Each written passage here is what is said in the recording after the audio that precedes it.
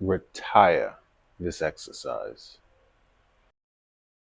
The best way to see your abs is just reduce your body fat. And this has been proven time and time again. So today we're going to retire the crunches. But before we retire the exercise, we have to retire the mindset. Crunches do not create abs. Your abs are going to come from your genes, and seeing your abs is going to come from you reducing your body fat. In these times, it's just best to use your own history. Don't look at the one fitness influencer that has abs that's doing these crunches. How long have you've seen other people year in, year out do all sorts of crunches? When those didn't work, you went on to the next type of crunches and you never got those results. It's because crunches do not work. Crunches do not work if you're thinking this is how you're going to create abs. But where did this come from? Why do we believe it? Dogma is just something we've been doing for so long, and it just becomes ingrained. So people just think this is fact. Your favorite fitness influencer, they need clicks, and they doing some exercise, showing their abs. You're gonna click and try it, and then while you're doing it, you feel this burn, and you think, "Well, this must be targeting my core and melting my body fat around my midsection." Exercises can target a muscle. It does not target body fat. The best way to see your abs is just reduce your body fat. And this has been proven time and time again. If you can reduce your body fat, you will reveal the muscle underneath. And the best way to lose weight is not by doing crunches.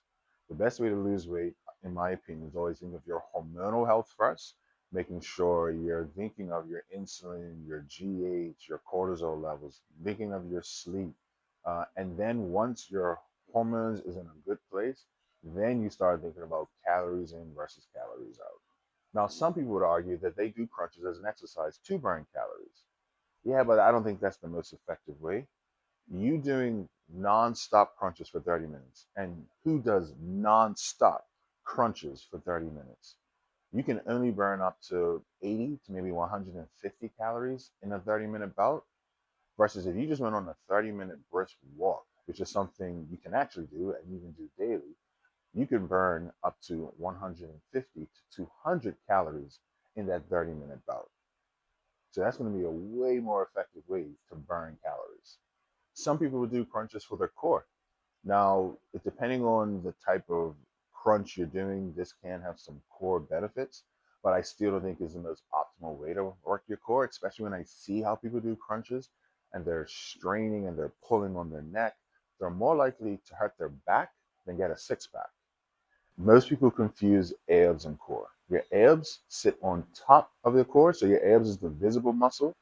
Your core is the muscle that sits underneath and wraps around your entire torso.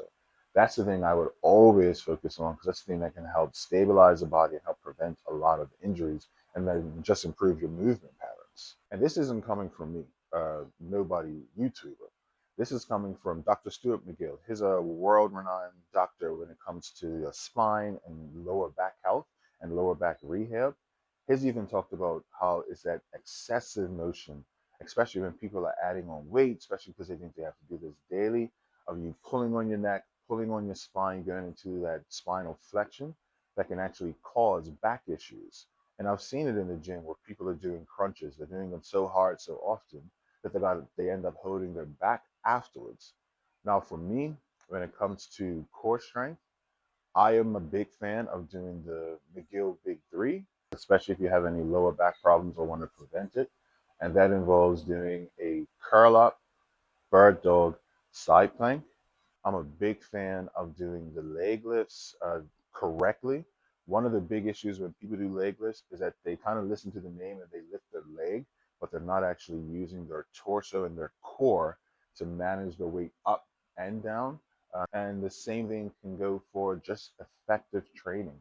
If you've seen any of the videos, you know my foundation of training is always core and posture. Now, the thing when people train, they have no concept of the core, which is why when you see them doing bicep curls, they're always rocking back and forward.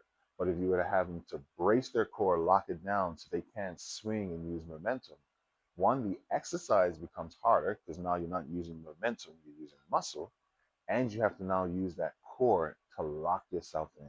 So most of my core work will be done indirectly during every exercise that I'm doing, But then I would also do some direct core work as well. So do you agree or disagree?